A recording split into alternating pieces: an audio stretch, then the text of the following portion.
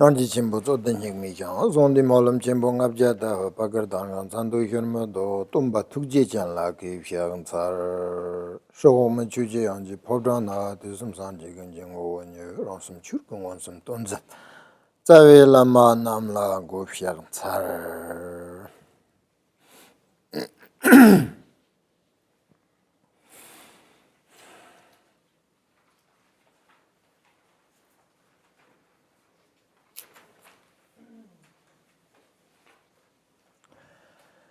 Good morning.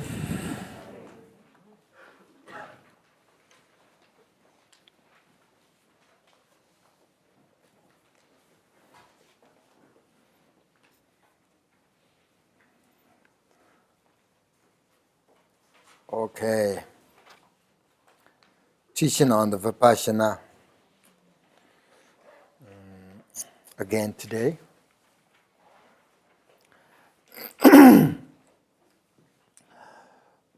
Yesterday we talked about the explanation of Vipassana meditation, and it's divided into 5 parts. We talked a little bit the first and second, right, prerequisite condition of Vipassana, and different forms of Vipassana. So now a little bit about the third categories of the nature of Vipassana.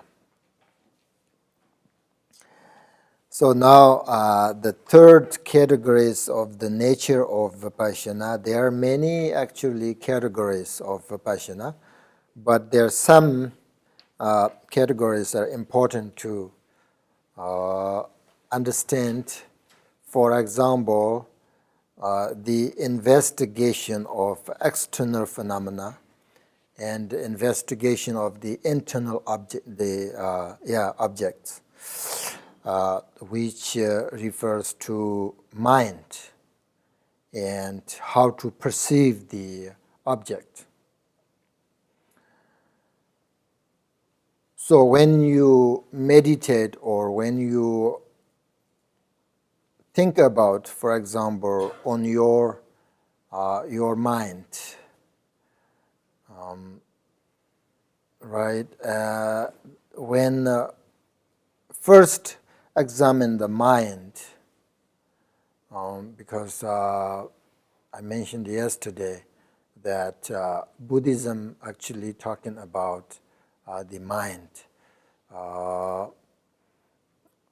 Buddha said that to train your mind.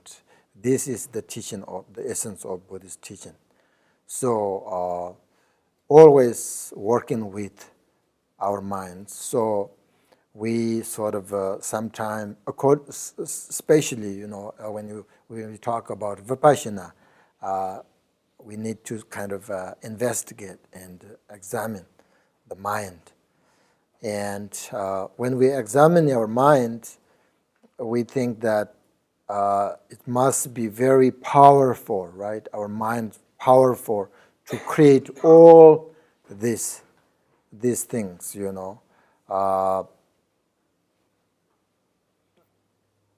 So now, where is the mind? This sort of perceiver located. For example, if you look deeply and inwardly, you are really you are completely unable to find the mind. It is, if you like this, examine your mind, where it is, it is outside the body or the inside body. Where is your mind? Or between these two. This is how we investigate according to practice Vipassana. if you think it is outside the body, then exactly where,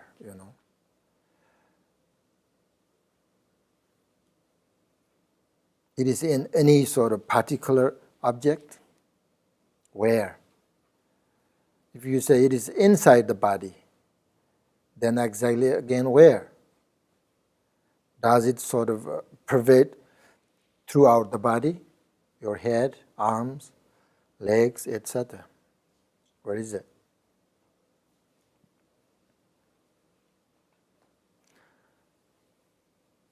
So, whenever you do look, no matter when, we discover that mind does not have any form, color, or shape, It's amazing. Then we may think, does that mean that there is no mind? Or does the mind not exist? When you investigate, you couldn't find your mind either inside body or outside body. If you really go deeper and examine. So what? If there is no consciousness, no mind in the body, then the body is sort of not alive, right? It's kind of died. Yet we can see and we can hear and we can understand what we're doing, so we're not dead. Right? So we not totally disappear. We still perceive, we still see, hear everything, right? If you do not find any location, then we conclude the mind is empty. I know you already practice this, right? Investigate. Many of you maybe not. If you're not done this practice, that's kind of strange.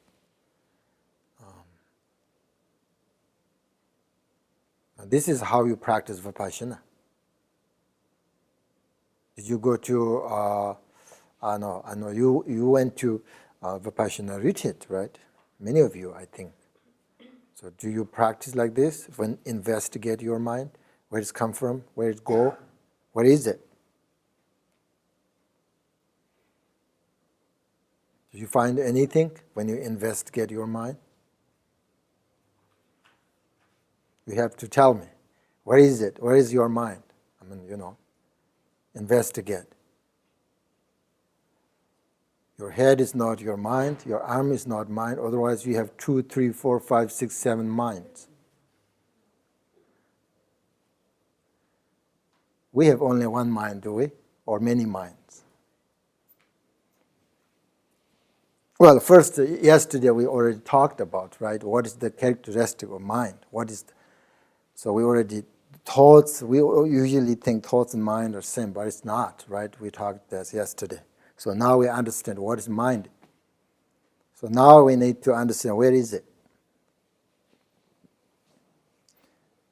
When you say mind, could you also say awareness, or is awareness different than mind? Relative awareness and ultimate awareness, true awareness. You say there are two awarenesses, relative awareness. Yep. Is that the same as mind or different? Could you say that again? I'm just trying to ask him whether, when he says the word mind, does he mean awareness? Is it the same? Right. And so Westerners' perspective. What is mind? You guys think mind and thoughts are same or different? They're separate. Then that means different. How can it be separate How? Or you understand they are separate. They're different, you can talk about them differently, different characteristics, but they can't really be two totally different, separate things.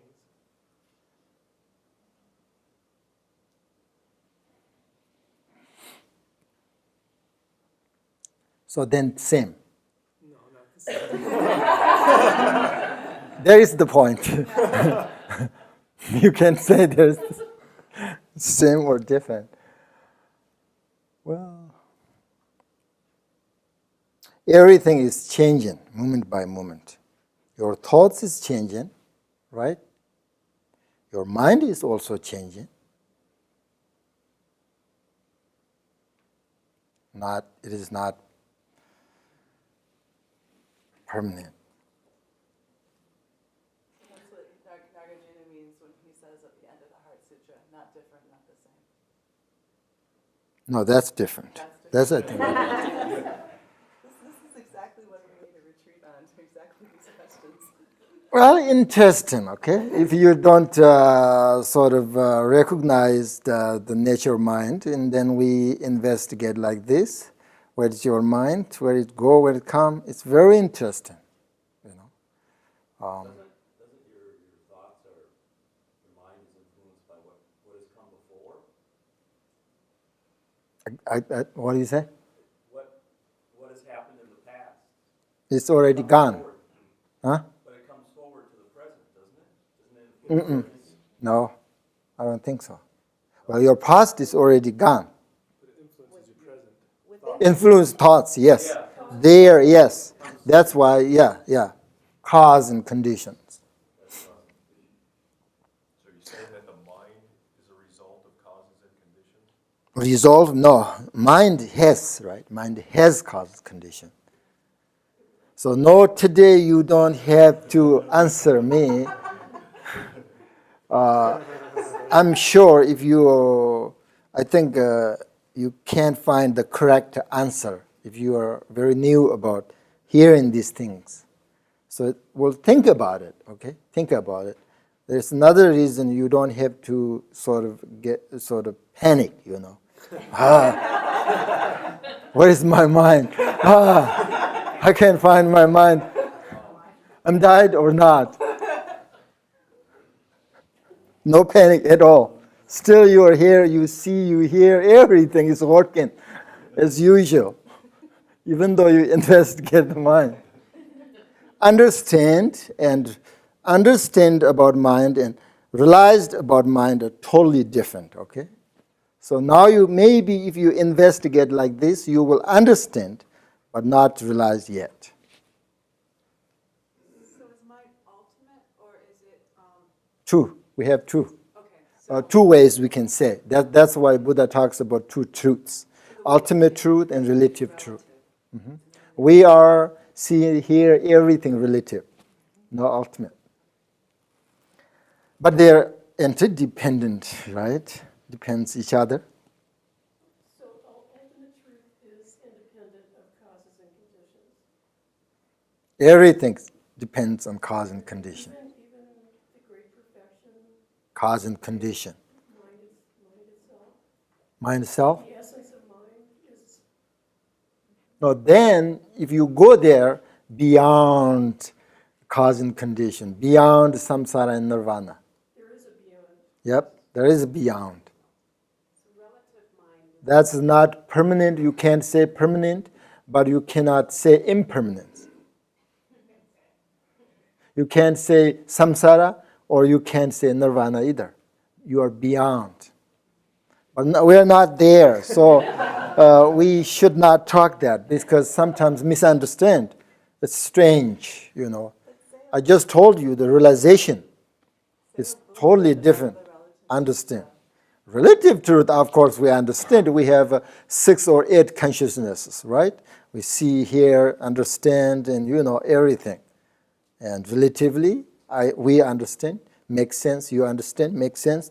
Relatively, everything is changing, but moment by moment, makes sense, right? So that would be relative mind. A relative mind, yep. The omniscient mind, which is beyond. But we investigate, like just I told you, That's a little bit higher than relative. What do you call it? Conditions. Kempo has talked before about using his table in front of him. He oftentimes points out that if you separate the relative from the ultimate, that's also not correct. So even though there's a relative truth and an ultimate truth, they're in union. Is that correct, Kempo? That is correct. Appearance, right? This is how you call it, appearance. Is also emptiness. So that's why we call the union of appearance the emptiness. If there is no emptiness, it can be appear. It is appear because of emptiness. Because of emptiness. You need the space for the universe to be created? Is that, no? No. Told you, we are not there yet. See, I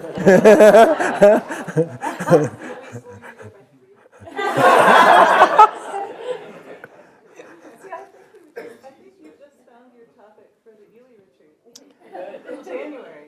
I think this is it. People want to study this, Kempo. Yeah.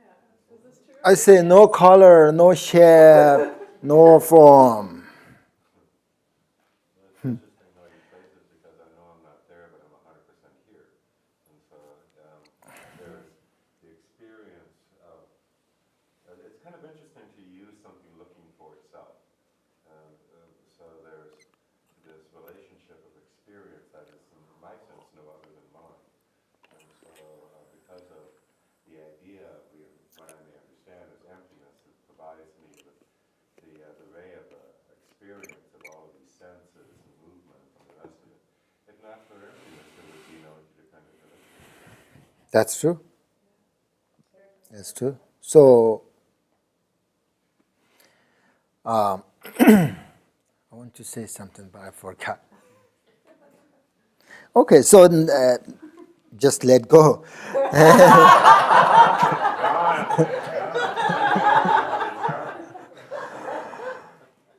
So the nature of mind is nature, clarity, and empty. Nature, clarity, and empty. It's actually when we talk about the nature of mind, nature of phenomena, it's actually when you understand, you realize the nature of mind, then lots make sense than just we talking,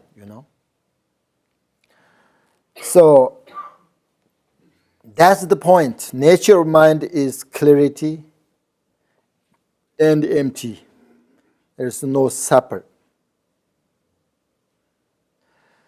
When we try to find the genuine nature of mind directly, we cannot do so.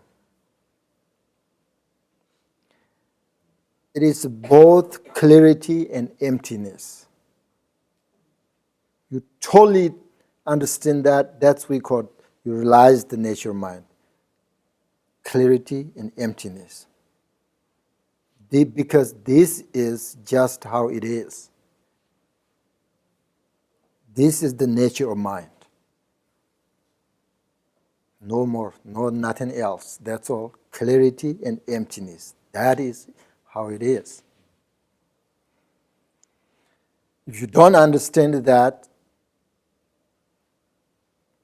then what can we do? The Heart Sutta, form is emptiness. Emptiness is form. Very famous, this, what do you call it? 4 words there, right? Shloka? That's the, you don't, you're not helping me. I know that already. How you say that in English? Sloka is a line. It's just a line of There is something nicer than that. Verse 4. Emptiness, form is emptiness. Emptiness is form. Form is no other than emptiness. Emptiness is no other than What I say? Form. Very, very famous. I'm sure, I understand, I see actually some of you when we read the Hatsita, no eyes, no nose, kind of what that means doesn't make sense.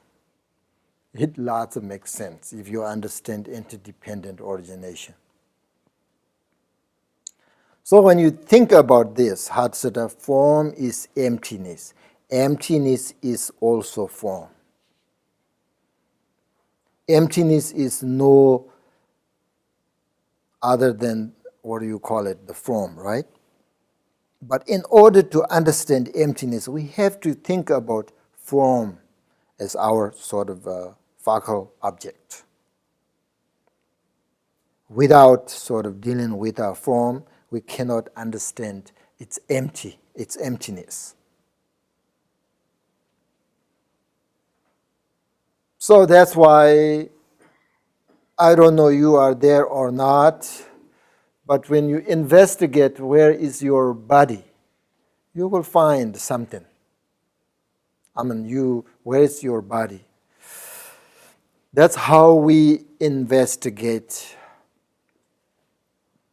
When you practice Vipassana, right? First you investigate, very detailed. You will find the emptiness and clarity. That is your main practice. That is the highest level. That leads you to the Buddhahood, enlightenment. Do you believe that realization can happen via non-Buddhist methods? I told you yesterday we have a non-Buddhist Vipassana. You know, that kind of realization they have. I'm thinking of art. Art and poetry are often addressing these very same things. The neither this nor Well, you're talking relative truth. what? Relative truth, right? But poetry's often about ultimate truth. It's trying to articulate what can't be articulated. Yeah, I don't know that. Okay, anyway, sorry. Yeah. So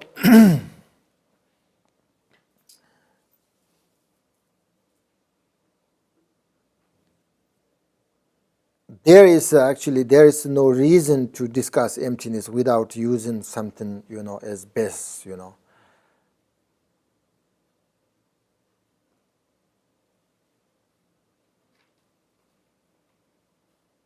If you're afraid, investigate with your mind and body. Don't investigate that first. First investigate outside, like house. Where is the house? This house is so many sort of, combinations. Put them together, then we called house. But if you put piece, there is no house. Then you go detail. Eventually, everything's disappeared. Scientists, they said they don't know how to say emptiness, but they say, we can't find anything. Eventually, they disappear. But they don't know how to say the clarity and emptiness, the union of the nature of the house. They don't know how to describe they don't know how to do that. These are actually comes from someone who totally understands, totally realized, and through sort of, amazing experience, right? Someone who has. Then they can explain this. This is the nature. But it's very easy to find that if you investigate, for instance, this house, eventually you get nothing, disappear. Let's talk that, Lots of people saying that, right? That's very easily to understand. Not to realize, right? Not to realize yet, but understand. When you investigate very detailedly, eventually disappear.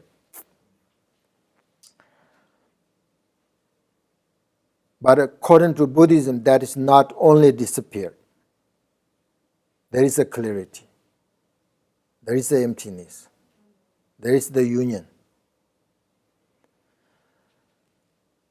Nagarjuna says, without dependent upon conventional terms or the terminology. One cannot reveal the ultimate truth or reality. Always there depends each other, their union. So the mind is normally, our mind is full of the thoughts, right, and problems. But when we have sort of understood the emptiness and the clarity of the mind, and then everything becomes very gentle and everything becomes very peaceful.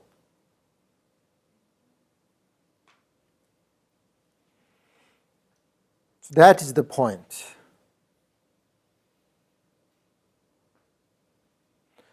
This is how we meditate about Vipassana.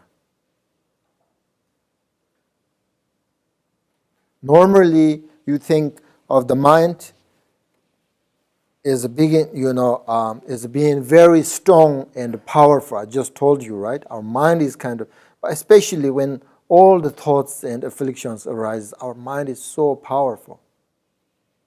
So powerful. But when we sort of carefully examine to see where the mind actually is, you find that there's nothing there, just state of peace. When you get angry, do you have a chance to investigate where your anger comes from, where it's go? You will find clarity and emptiness. There's nothing there. Anger is nothing there. Anger is no exist. Anger is cause of conditions. Cause of conditions, interdependent origination, which means clarity and emptiness, the nature. Then there is no anger.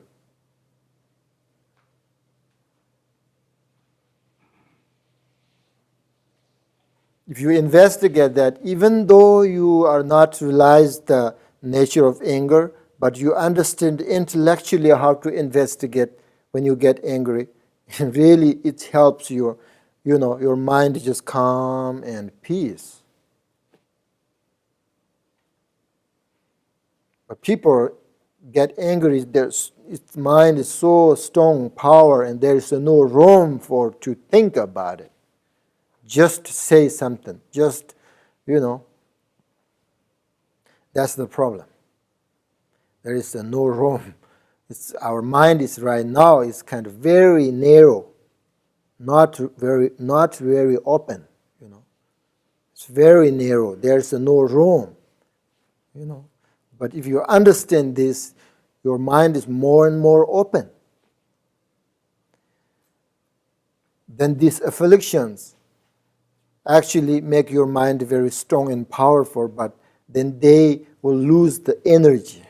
If you understand that's your mind, your anger, your afflictions are not very strong. They're not, they cannot control you. You can control that.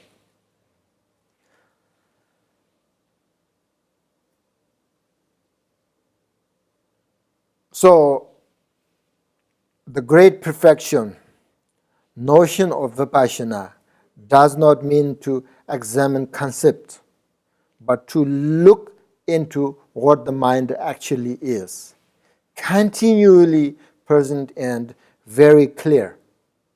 So this is the reality of our mind. It may seem very deep and difficult to understand, but it may also be something very simple and easy to understand, because this mind is not someone else, right? It is not somebody else's mind. Actually, it is your own mind.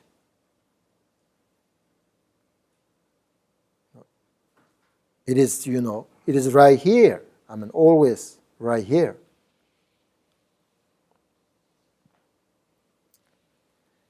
It is something that you can understand, you can know, you can see.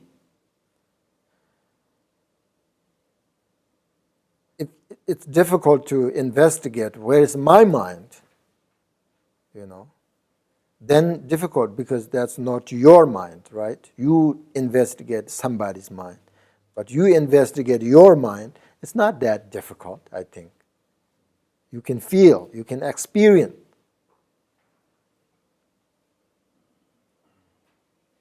But another way, of course, this is difficult. This is difficult because very profound, very deep. That's why Buddha said it's difficult to explain and difficult to understand just, ordinary people because the negative emotions.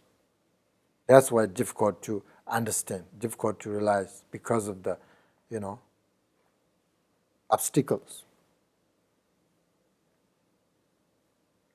So that's why shamatha helps, right? When you meditate shamatha, your mind will be peace, calm, relax. You're not there also, you're not there, like vipassana. Maybe you don't understand still the clarity, emptiness, but your mind is very peace. You have good foundation. Then you can understand, you can practice vipassana and really easily.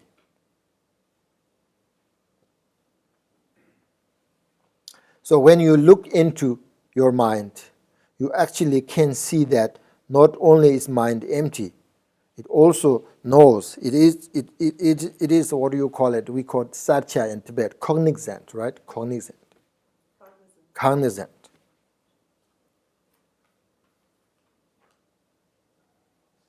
Exactly, you cognizant.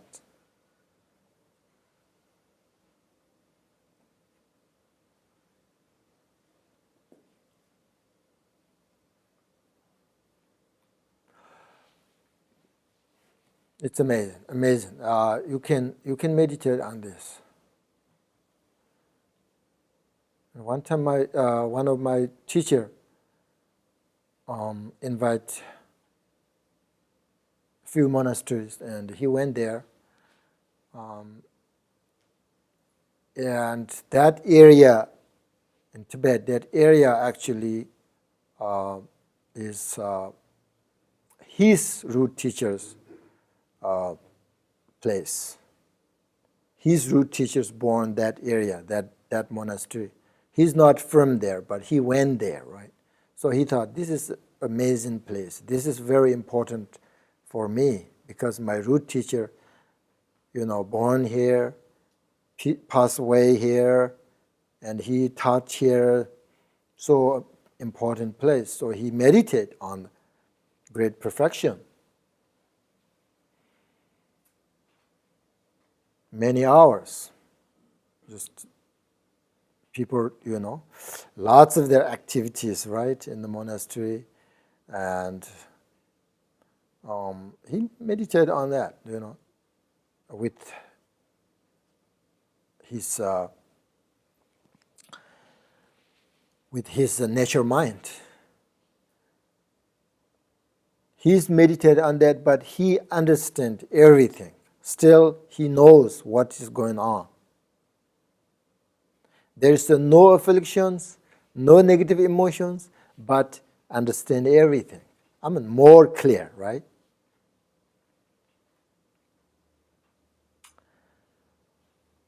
So, no matter how it is described, this is how our basic nature really is. No matter you believe or not, who cares? That is the nature. That is the nature of all the phenomena. What is it that reincarnates? Reincarnate? What is it that, what is it exactly that? That's totally different story. Okay, I'll wait for that one.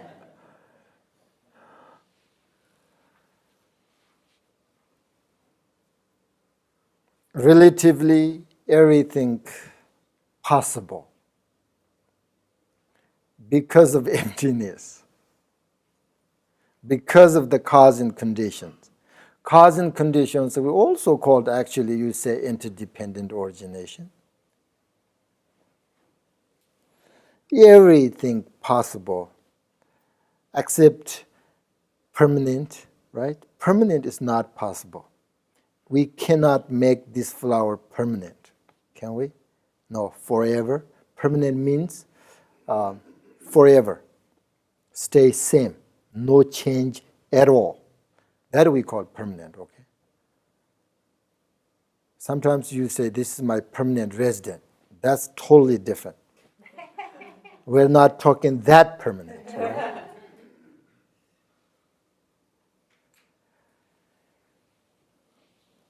So, that's our nature mind. It is not your making. You need to know that. It is not your making. It is not the result of practice also. It is just the way it has always been. We are practiced. Why? Because we have to diminish all our negative emotions. Then you will see through, that practice, see your nature mind. But you think, oh, I see nature mind. You think kind of new, but it's not new. It's always there.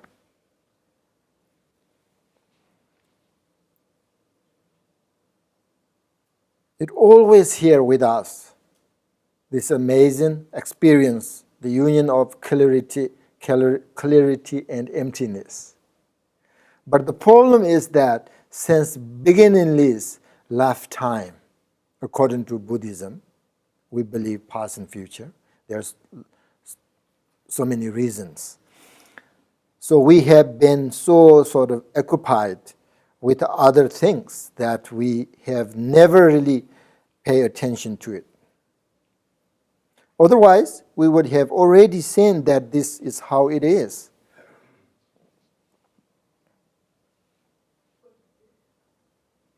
Now, due to circumstances, you are able to hear the Buddha's teachings. You are able to receive a spiritual teacher's guidance. As you have started to investigate how mind is, when you followed advice you have received, you can discover how mind really is.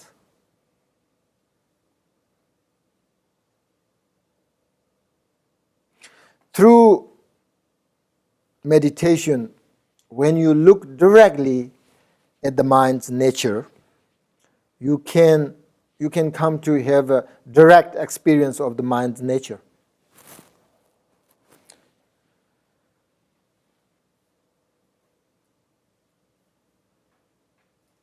When you practice Vipassana, you might say that the mind must be empty. So you think I'm going to discover emptiness.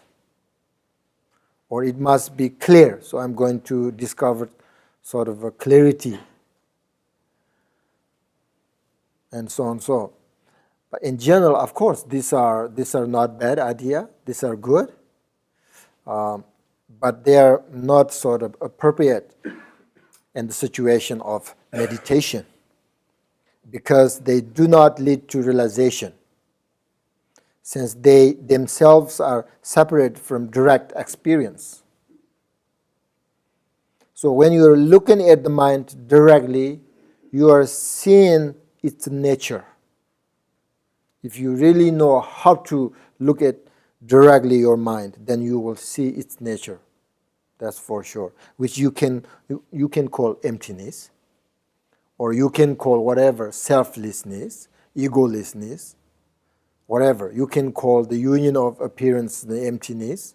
You can call nature mind. There are so many ways you can say whatever, So you simply need to keep on looking at it. That's all. There is nothing else that needs to be done. Very simple. There's no visualizations. There's no recitations. There's no, dancing. There's no thinking. Nothing. Just look directly at it. continually, year by year, month by month.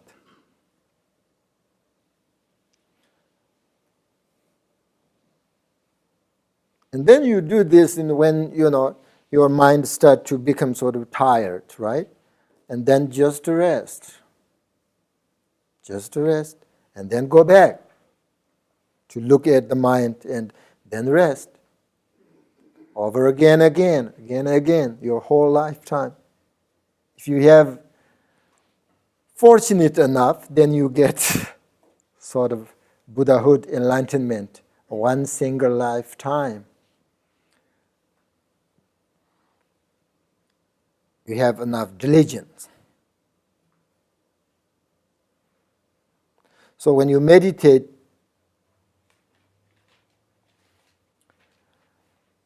like this, and also you don't have good foundation, which is shamatha, then you may think, I can't meditate because there are so many thoughts, coming. When I meditate, so many thoughts coming up. That is the obstacle. Then what? When you examine where the thoughts come from, in order to practice vipassana like that, right? Directly look at your mind, and then your thoughts come from. Then you have to investigate where these thoughts come from, what they really are. You find that they do not exist. There's just this nature state of peace. So that is about the investigation of external phenomena and internal object. It is not sort of in detail, but it is enough. If you understand that, that's all. If you don't understand, do some more practice Vajrasattva. Right? So now we should meditate. Well, we're talking about shamatha and vipassana, so we'll maybe meditate on shamatha and vipassana together.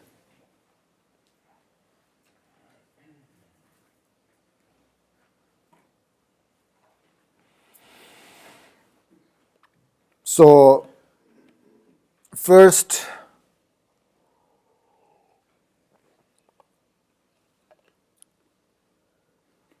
meditate on shamatha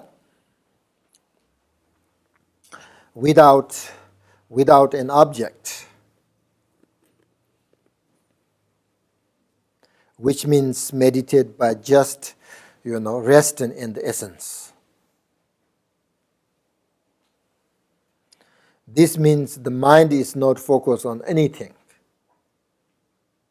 without an object, shamatha, but rest in a completely stable and relaxed. Do not focus on anything, just to relax and without thought. Objectless shamatha. Don't have to focus on anything else. And then you do this, I'm sure then thoughts arise. And to look at the nature of thoughts and recognize that these thoughts are nothing other than manifestation of nature of your mind.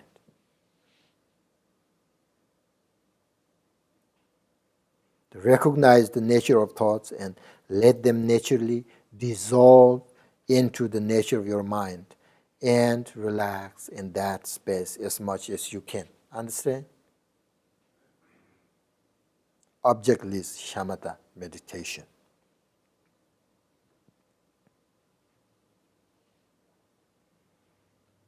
It's like, wave. It's like a wave from the ocean. And they're dissolving into the ocean, right? You need to let your thoughts dissolve into nature mind.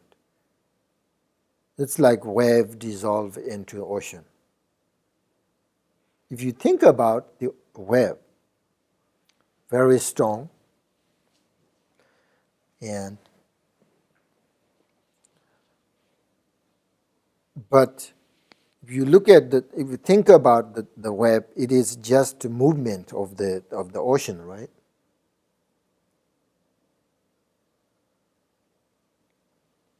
Nothing exists other than that. Similarly, the thought is just, movement of the nature mind. Nothing exists other than that. That's why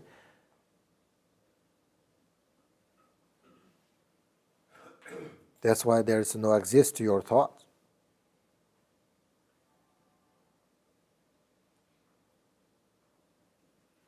Do you understand what I'm saying? If you do not understand what is the nature of thoughts, then what should we do? We just talked, right? You need to investigate your thoughts, where they come from and where they go. Do they exist somewhere or they don't? There are, so many ways you can investigate them, and eventually you will find out the nature of your thoughts, which is the union of shamatha and vipassana, or the union of emptiness and clarity. That just, we just talked about. But when if you understand that the nature of thoughts, then you do not need any investigate, right?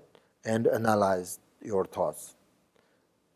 When they arise, you just need to understand or recognize that they are inseparable of clarity and inseparable of emptiness, which means your nature mind. And then meditate on that.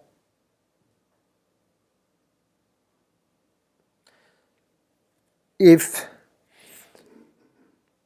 this is difficult to meditate or understand, then it is very helpful to practice, really Vajrasattva. There are a few visualizations and how to purify your negative emotions. That really helps. Because, the elimination of your bad karma and obscurations, well, if you practice this, will remove through this practice, Vajrasattva, which is, and also remove the sort of obstacles to, your shamatha and vipassana meditation.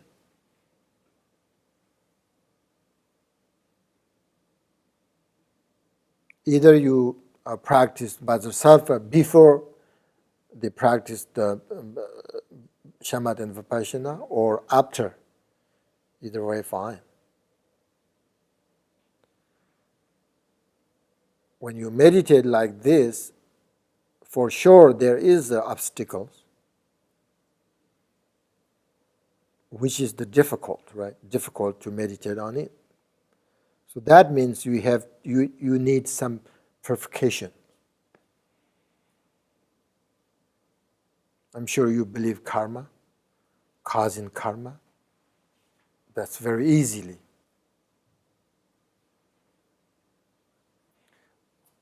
You're here, I'm here, different people, different country, different language, different culture, but we're here together because of causing karma. That's what we call karma. Karma is nothing other than that. So you believe that. We're here together. There's so many causes and conditions. In order to we're here together, so many causes and conditions. It depends everything, cause and conditions. Nothing other than that. So that's kind of, if you meditate on this, objectless shamatha and vipassana together, it's sometimes difficult. That's I called obscuration. Then you need purification. Whatever happened, there is an antidote. So you need to know what kind of antidote you need, right? So now, meditate This is 10:30, so we have almost 30 minutes. Can you meditate on 30 minutes? If you can't, no problem. You can, take a break very, silently, quietly. Don't disturb others. Just do whatever you want. You want to move, you want to see, you want to look, whatever you want, just do very quietly, because other people maybe really have a good meditation, and then you sort of interrupt or disturb. Not good. So even though you want to take a break within 5 minutes, you can. There's nothing problem. And don't worry, oh, these people are looks like enjoy with their meditation, and looks like their mind is stable and relaxed. I can't. What's wrong with me? You should not worry at all that. So just whatever you want, just do it very quietly. Don't harm others. So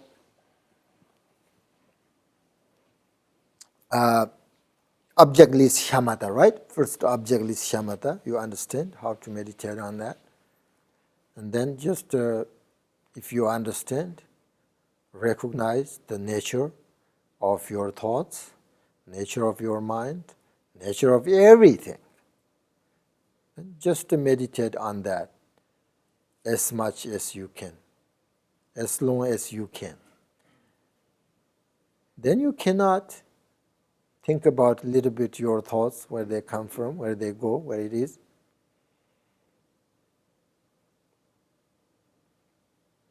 So that's all, very, very simple. First, of course, very relax,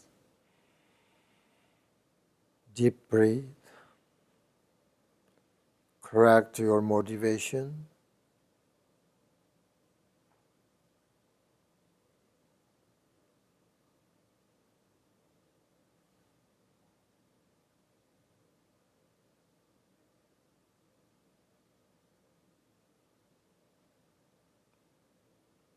Once you're comfortable and relax your mind,